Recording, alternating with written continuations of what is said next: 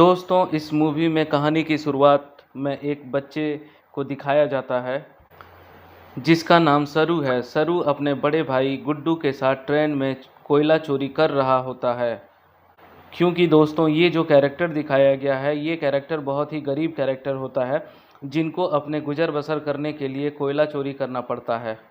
ये दोनों भाई ट्रेन से बहुत सारा कोयला चोरी करते हैं और चोरी करने के बाद उस कोयले को एक दुकान में बेच देते हैं, जहाँ पे उसी दुकान में जलेबियाँ भी बन रही होती हैं। सरू अपने बड़े भाई गुड्डू से कहता है कि मुझे जलेबी खाना है। उसके बाद गुड्डू कहता है कि एक दिन मैं तुम्हें जलेबी ज़रूर खिलाऊंगा, क्योंकि गुड्डू के पास अभी उतने पैसे नहीं हैं कि वो अपने छोटी भाई को जलेबियाँ खरीद के दे सके। जिस पर दोस्तों सरू कहता है कि एक दिन हम लोग दुकान की सारी जलेबियाँ खरीद लेंगे और उन्हें कोयले के बदले में बस थोड़ा सा दूध दिया जाता है। उसके बाद वो दोनों भाई खेलते हुए वापस अपने घर पहुंच जाते हैं, जहां पे सरू और गुड्डू की एक छोटी बहन भी है और वे लोग अपनी माँ के साथ रहते हैं। घर पे इन दोनों बच्चे से उनकी माँ पूछती है कि ये दूध तुम लोग कहाँ से लेकर के आए हो, जिस पर गुड्डू इस बात का कोई भी जवाब नहीं देता है। और उसी रात सरू का भाई गुड्डू काम पर जा रहा होता है। सरू कहता है कि मैं भी तुम्हारे साथ काम पे चलूँगा भैया, जिस पर उसका भाई कहता है कि तुम मेरे साथ नहीं चल सकते, क्योंकि काम पर वहाँ बोरियां भी उठानी पड़ती है और इस काम के लिए तुम बहुत छोटे हो। जिसके बाद सरू अपने सिर के ऊपर चेयर उठाता है और साथ ही साथ वो साइकिल को भी उठाने की कोशिश करता है। और सरू कहता है कि मैं कोई भी काम कर सकता हूँ भैया, और सरू की जिद करने के बाद गुड्डू उसे अपने साथ काम पर ले जाता है। उसके बाद ये दोनों सरू अपने भाई गुड्डू की गोद में सो जाता है। सरू को गुड्डू उठाने की कोशिश भी करता है, लेकिन सरू बहुत ही छोटा है और उसे बहुत ज़ोर से नींद आ रही होती है। जिस पर सरू कहता है कि भैया मुझे सोने दो। तो सरू का भाई गुड्डू सरू को एक वहीं पे स्टेशन पे बेंच पे लेटा देता है और कहता है कि मैं कल सुबह काम करके वापस लौट आऊँगा, तब तक तुम यहीं पे रहना। जहाँ पे सरू अपने भाई से कहता है कि भैया जब तुम लौटोगे तो जलेबी लेकर के ज़रूर आना। इस पर गुड्डू कहता है कि ठीक है। जिसके बाद सरू कहता है कि एक दो नहीं बल्कि 2000 जलेबियाँ लेकर के आना। जिसके बाद गुड्डू काम पर चला जाता है। कुछ ही देर बाद जब रात और भी गहरी हो जाती है, स्टेशन पूरी तरह से खाली हो जाता है और सुनसान हो जाता है और पूरे स्टेशन के ऊपर सिर्फ एक ही बच्चा होता है, वो सरू होता है। सरू वहीं प्लेटफॉर्म पे खड़ी एक ट्रेन में जा कर के बैठ जाता है और कुछ ही देर बाद उसे नींद आ जाती है। सुबह जब उसकी नींद खुलती है तो वो देखता है कि वो ट्रेन चल रही होती है, जिसको देखने के बाद सरू बहुत ही घबरा जाता है और वो ट्रेन में इधर से उधर भागने लगता है और वो अपने भाई को आवाज़ भी देता है। साथ ही साथ ट्रेन के दरवाजे खोलने की भी कोशिश करता है, लेकिन दरवाजे पूरी तरीके से बंद होते हैं, जिसके कारण ट्रेन कई बार रुकने के बाद भी वो ट्रेन से बाहर नहीं निकल पाता। ट्रेन की बोगी पूरी तरह से खाली है और सरू इसमें भूखा प्यासा बैठा हुआ है। उस दिन का सफ़र करने के बाद ट्रेन कलकत्ता पहुंचती है, जो कि कलकत्ता की दूरी दोस्तों सरू के घर खांडवा से 1600 किलोमीटर की दूरी है। दोस्तों, खांडवा डिस्ट्रिक्ट मध्य प्रदेश के अंदर आता है। जब सरू स्टेशन पे उतरता है तो देखता है कि वहाँ पे बहुत ज़्यादा भीड़ होती है। उसके बाद वो टिकट काउंटर पे जाता है और वहाँ पे जाके कहता है कि मुझे अपने घर जाना है। दोस्तों, जैसा कि आप जानते हैं कि सरू अभी बंगाल कलकत्ता में है, तो यहाँ पे सभी लोग बंगाली में बात कर रहे होते हैं और सरू को कुछ भी नहीं आता और सरू की भाषा को ये लोग समझ नहीं पाते हैं। जिसके बाद सरू वहीं स्टेशन पे बैठे अपने जैसे कुछ बच्चों के साथ जा कर के बैठ जाता है, जिनके पास कोई भी घर नहीं होता। और कुछ ही देर बाद यहाँ पे कुछ लोग जो उन बच्चों को उठा के अपने साथ ले जा रहे होते हैं। सरू किसी तरह से वहाँ से भाग जाता है और सरू एक बार फिर इस अंधेरी रात में इस बड़े शहर में एक बार फिर पूरी तरह से अकेला है और सरू को बहुत ज़्यादा भूख लगी रहती है। तभी सरू को एक देवी माता की मूर्ति दिखती है। उसके बाद सरू देवी माँ को नमन करता है और देवी माँ के चरणों में जो प्रसाद रखा होता है वो उसे उठाकर खाता है। अगली सुबह सरू ट्रेन के ट्रैक के ऊपर चल रहा होता है, क्योंकि उसे अपना घर जाना रहता है। तभी यहाँ पे एक औरत आती है जिसका नाम नूर होता है और वो सरू से पूछती है कि तुम्हारा घर कहाँ है। जिस पर सरू कहता है कि गणेश तल्ले। ये दोस्तों मध्य प्रदेश में इतना छोटा गांव होता है जिसके बारे में किसी को कुछ भी नहीं पता होता है। नूर उसे अपने घर ले जाती है, उसे खाना खिलाती है, नहलाती है और नूर कहती है कि कल सुबह एक आदमी आएगा जो तुम्हारी मदद करेगा। वो तुम्हें तुम्हारी मम्मी से मिलवा देगा। अगली सुबह यहाँ रामा नाम का एक आदमी आता है और वो सरू की पूरी बॉडी को चेक करता है और नूर को धीरे से कहता है कि तुमने बहुत अच्छे से काम किया है। उन्हें ऐसे ही लड़के की तलाश थी। सरू को इन दोनों के ऊपर शक हो जाता है, इसीलिए सरू मौका देखकर इस घर को छोड़कर भाग जाता है।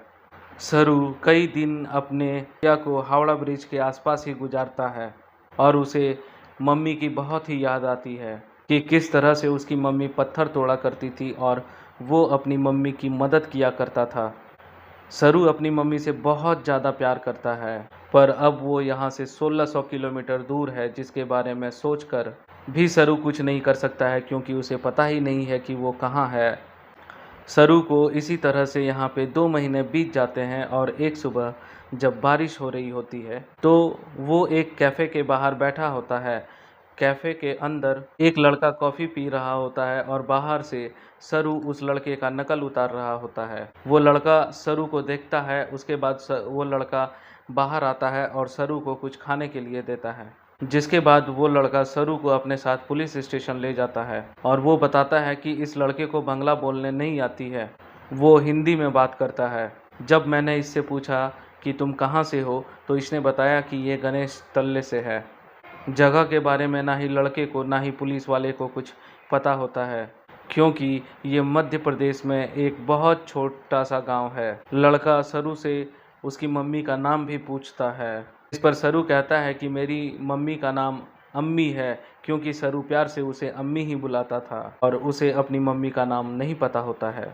पुलिस सरू के पेरेंट्स को ढूंढने की बहुत कोशिश करती है, लेकिन सरू के गांव का, उसके शहर का कुछ भी पता नहीं चल पाता है। जिसके बाद पुलिस सरू को एक अनाथ आश्रम में भेज देती है, जहाँ पे सरू 3 महीने गुजारता है और 3 महीने के बाद सरू से एक लेडीज़ मिलने आती है जिसका नाम मिसेस सूद होता है।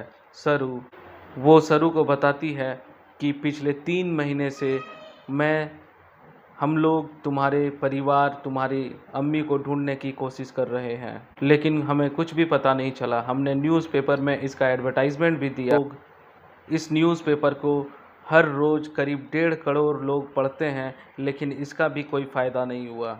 जिस पर सरू कहता है कि मेरा घर यहाँ से बहुत दूर है, मैं अपनी अम्मी के पास, अब गुड्डू के पास जाना चाहता हूँ। जिस पर मिसेस सूद कहती है कि हमने हर जगह तलाश करने की कोशिश की, अब इंतज़ार का कोई फ़ायदा नहीं। एक ऑस्ट्रेलियन जोड़ा है जो तुम्हें अडॉप्ट करना चाहता है। वो बहुत ही अच्छे लोग हैं और उनके साथ तुम बहुत ही ज़्यादा खुश रहोगे। तुम्हें ऑस्ट्रेलिया जाना होगा।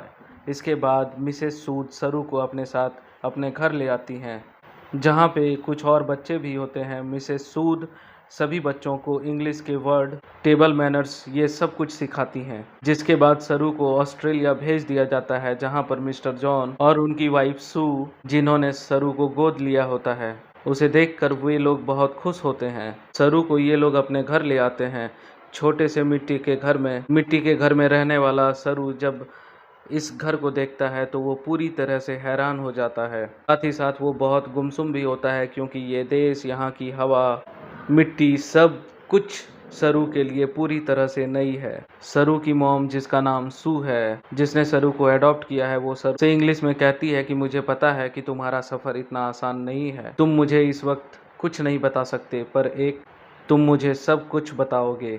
सरू धीरे धीरे इनकी भाषा, इनका रहन सहन सब कुछ सीखना शुरू कर देता है।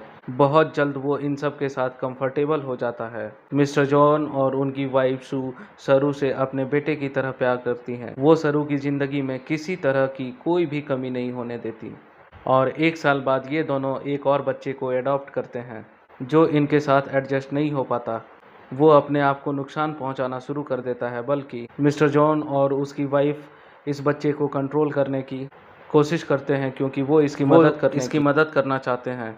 उसी रात सू रो रही होती है, तभी सरू उनके पास जाता है, उनके आंसू पोंछता है और उनके गले से लग जाता है। यानी कि सरू ने अब पूरी तरह से सू को अपनी मॉम मान लिया है। धीरे धीरे वक्त बीतता है और 20 साल बीत जाते हैं। सरू अब बड़ा हो चुका है। मिस्टर जॉन और उनकी वाइफ, जो कि सरू के मॉम और डैड हैं, उनको सरू के ऊपर गर्व होता है। सरू होटल मैनेजमेंट की पढ़ाई करने के लिए मेलबर्न जा रहा होता है और सरू अपने उस भाई से भी मिलता है जिसे मिस्टर जॉन और सू ने सरू के अडॉप्ट करने के बाद अडॉप्ट किया था। लेकिन ये दोनों भाई एक दूसरे को बिल्कुल भी पसंद नहीं करते। सरू होटल मैनेजमेंट की इंट्रोडक्टरी क्लास में पहुंच जाता है जहां पर सब अपने बारे में बताते हैं, जिस पर सरू कहता है कि वो अपना होटल खोलना चाहता है। साथ ही वो ये भी बताता है कि वो इंडिया में कोलकाता से है। जिसके बाद यहाँ पे जितने भी स्टूडेंट्स होते हैं वो सब के सब हाउस पार्टी रखते हैं, जिस पार्टी में सरू भी जाता है। यहाँ पे बहुत सारे इंडियन स्टूडेंट्स भी होते हैं और यहाँ पे खाने में बहुत सारा इंडियन फूड भी होता है। और सरू जब यहाँ पे जलेबियाँ देखता है तो उसे बचपन का वो लम्हा याद आ जाता है जब उसने अपने भाई गुड्डू से जलेबी खाने के लिए कहा था और जवाब में गुड्डू ने सरू से कहा था कि वो उसे जलेबी जरूर खिलाएगा। सरू ने कहा था कि एक दिन वो सारी जलेबी खरीद लेंगे। सरू को जब भी ये लम्हा याद आता है तो सरू की आंखों में आंसू आ जाता है और वो अपने दोस्तों से बताता है कि वो कलकत्ता से नहीं बल्कि किसी और जगह से बचपन में वो खो गया था। वो एक ट्रेन में बैठ गया था और जब उसकी आंख खुली तो वो कोलकाता में था। यहाँ पे एक लड़का सरू से पूछता है कि वो ट्रेन में कितने दिन तक था, जिस पर सरू कहता है कि 2-3 दिन तक। वो लड़का सरू से उसके गांव का नाम पूछता है। सरू कहता है कि गणेश तल्ले नाम है मेरे गांव का। सरू को अब ये भी नहीं पता कि वो अपने गांव का नाम अच्छे से प्रोनाउंस कर भी पा रहा है या नहीं, क्योंकि सरू अब हिंदी नहीं बोल पाता है, क्योंकि वो अब सिर्फ इंग्लिश बोल सकता है। कोलकाता के हावड़े ब्रिज से जहाँ पे तुम बचपन में पहुँचे थे, वहाँ से हम टाइम और ट्रेन की स्पीड को कैलकुलेट करके करें तो वापस जाएं तो हम तुम्हारे गांव के रेडियस के आसपास में पहुँच जाएंगे। यहाँ पे एक लड़की उसे गूगल अर्थ के बारे में बताती है। वो कहती है कि गूगल अर्थ के सहारे तुम दुनिया के किसी भी जगह को ढूंढ सकते हो और सरू इस बारे में और ज़्यादा बात करने से मना कर देता है। इसके बाद ये पार्टी से निकल जाते हैं। सरू के साथ एक लड़की भी होती है जिसका नाम लूसी होता है। ये दोनों एक दूसरे की तरफ अट्रैक्टेड होते हैं, इसीलिए रात को ये दोनों एक दूसरे के फिजिकली बहुत क्लोज हो जाते हैं। अगली सुबह जब सरू उठता है तो उसे अपने पेरेंट्स की याद आती है, क्योंकि उसे अब एहसास होता है कि उसके खो जाने के बाद उसकी आई, उसकी बहन, उसका भाई कितना परेशान हो रहा होगा। इसीलिए वो गूगल अर्थ एप्लीकेशन के ज़रिए साथ ही साथ स्टेशन से जो दूरी होती है उसको कैलकुलेट करके किसी तरीके से अपने गांव गणेश तल्ले को ढूंढने की कोशिश करता है, पर उसकी सारी कोशिश पूरी तरह से बेकार हो जाती है। धीरे धीरे वक्त बीतता जाता है और 3 साल बीत जाते हैं। लूसी का और सरू का रिश्ता अब और भी ज़्यादा गहरा हो चुका है। ये दोनों एक दूसरे से बहुत प्यार करते हैं, पर सरू आज भी अपने परिवार के लिए परेशान है। सरू को कई बार अपने भाई की छवि दिखती है। सरू को ये एहसास होता है कि उसका भाई गुड्डू उससे कह रहा है कि उसे घर चले जाना चाहिए। सरू अपने परिवार की यादों में और उनको ढूंढने में इतना खोया हुआ रहता है कि धीरे धीरे वो लूसी से अलग हो जाता है। वो लूसी से कहता है कि तुम मुझसे बेहतर इंसान को डिज़र्व करती हो। जिसके बाद लूसी और सरू एक दूसरे से अलग हो जाते हैं। 3 महीने के बाद लूसी सरू को जब एक्सीलेटर पे देखता है तो वो उससे बात करता है। वो लूसी से कहता है कि वो उसे बहुत मिस करता है। जिसके बाद फिर से दोनों एक दूसरे के बहुत क्लोज आ जाते हैं। लूसी सरू से कहती है कि तुम्हें अपने मॉम के पास जाना चाहिए, तुम्हें उनकी ज़रूरत है। जिसके बाद सरू अपने मॉम के पास जाता है। उसकी मॉम की तबीयत ख़राब होती है। सरू को आज तक ये लगा था कि उसकी मॉम ने उसे इसलिए अडॉप्ट किया क्योंकि वो कभी माँ नहीं बन सकती, पर सू सरू को बताती है कि मैं माँ बन सकती थी, पर मैंने और तुम्हारे डैड जॉन ने डिसाइड किया था कि हम 2 बच्चों को अडॉप्ट करेंगे, क्योंकि दुनिया में बहुत सारे ऐसे बच्चे हैं जिन्हें माँ बाप की, परिवार की बहुत ज़रूरत है। वो सरू को अपने बचपन का एक एक्सपीरियंस भी बताती है। वो कहती है कि मेरे डैड बहुत ज़्यादा अल्कोहल पीते थे, वो एक अच्छे इंसान नहीं थे। मैं हमेशा डरी डरी रहती थी और एक दिन जब मैं अपने घर के पीछे गई तो मैं चाहती थी कि धरती मुझे निगल ले। तभी मुझे खेत के दूसरी तरफ एक बच्चा दिखा जिसकी ब्राउन स्किन थी और अगले पल वो बच्चा मेरी साइड में खड़ा था। उस पल मुझे एहसास हो गया कि अब मेरी ज़िंदगी में सब कुछ ठीक होगा। फिर तुम और तुम्हारा भाई मेरी ज़िंदगी में आए, लेकिन अब तुम मुझसे बात नहीं करते। मुझे तुम्हारी ज़रूरत है। सरू को यहाँ एहसास होता है कि उसे अपनी मॉम का साथ देना चाहिए। साथ ही वो अपने बायोलॉजिकल मदर को भी ढूंढना चाहता है, अपने भाई को भी ढूंढना चाहता है। इसीलिए फिर से एक बार वो गूगल अर्थ पर अपने गांव को ढूंढने की कोशिश करता है और जब वो इंडिया के अलग अलग हिस्सों को जूम कर देखता है तो सरू को वो जगह दिख जाती है जहाँ पे सरू की मॉम पत्थर तोड़ा करती थी। जिसके बाद वो धीरे धीरे आसपास के पूरे एरिया को सर्च करता है और उसे अपना गांव, जिसका नाम गणेश तल्ले था, वो मिल जाता है। सरू को पता चल जाता है कि उसका गांव मध्य प्रदेश के खांडवा डिस्ट्रिक्ट में है। इस बात से सरू बहुत ही खुश होता है और वो इस बात को लूसी से और अपनी मॉम से भी बताता है। उसकी मॉम भी उसके लिए बहुत खुश होती है क्योंकि उसके मॉम और उसके डैड चाहते हैं कि वो इंडिया जाकर अपने परिवार से मिले। सरू अब भारत आ जाता है और वो उस जगह पे पहुंच जाता है जहां पे उसने अपना बचपन बिताया था। वो धीरे धीरे बचपन की यादों से आगे बढ़ते हुए उस घर तक पहुंच जाता है जहां पर वो बचपन में अपने भाई, अपने मॉम और अपने बहन के साथ रहा करता था। पर अब इस घर में कोई भी नहीं रहता। वो आस पड़ोस से पूछने की कोशिश भी करता है पर उसकी भाषा किसी को भी समझ नहीं आती और ना ही वो अब हिंदी भी समझ सकता है। तभी वहाँ पे एक आदमी आता है जिसे इंग्लिश आती है। सरू उस आदमी को अपना, अपने भाई का, अपने बहन का और अपने माँ का नाम बताता है। उससे पूछता है कि जो परिवार पहले इस घर में रहता था अब वो कहाँ चला गया है, पर वो आदमी उसकी बात का जवाब नहीं देता। वहाँ से चला जाता है और कुछ ही पलों के बाद वो लौट कर आता है और सरू को इशारा करता है। सरू जब उस तरफ जाता है तो सरू देखता है कि सामने से एक बूढ़ी औरत आ रही होती है और ये औरत कोई और नहीं बल्कि वो होती है जिसके गोद में सरू ने अपना बचपन बिताया था।